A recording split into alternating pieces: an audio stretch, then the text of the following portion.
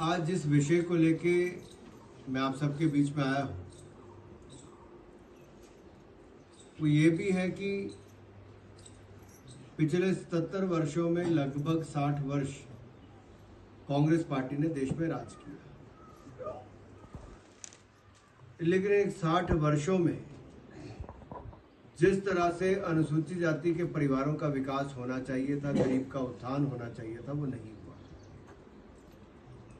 आपको ये देख रहे हैं कि सम्मान किसने दिया और अपमान किसने किया।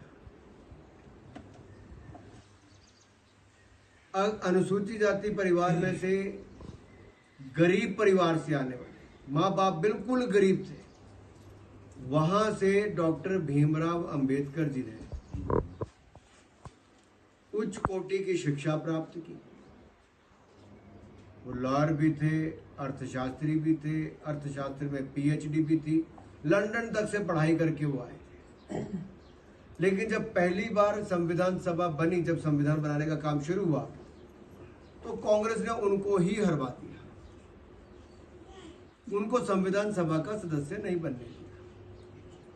फिर पुणे से हिंदू महासभा के अंबेडकर जी ने अपनी सीट खाली की, उस पे अंबेडकर जी को चुनकर लाए। पंडित जवाहरलाल नेहरू जी पहले दिन से नहीं चाहते थे कि कोई दलित परिवार का व्यक्ति देश का संविधान बनाने में लगे, विरोध वहीं से शुरू हो गया। दूसरा, जब वो संविधान सभा में थे, उन्होंने वो बनाया भी कॉन्स्टिट्यूशन, जिसके आधार पे हमारा देश चलता है, संविधान, तो उनको कभी वो बात हजम नहीं हुई पंडित जवाहरलाल नेहरू को। 1950 में संविधान मिला और 1951 में पहला ही बदलाव उसमें लाने का काम पंडित जवाहरलाल नेहरू ने कर दिया। वे पचा ही नहीं पाए कि अनुसूचित जाति परिवार से आने वाले अंबेडकर इतना बड़ा काम कैसे कर दें। 1952 में जब चुनाव हुआ तो पंडित जवाहरलाल नेहरू जी ने अपनी ही पार्टी के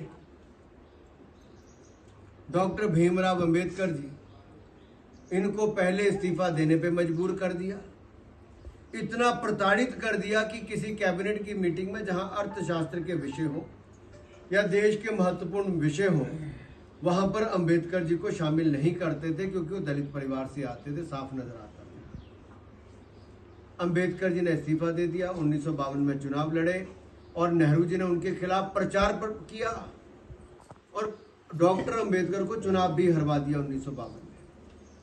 आप सोचो बहन जी, तो सोचा जो 73,444 वोटा रद्द कर देनी तो कोई चुनाव जीती सका।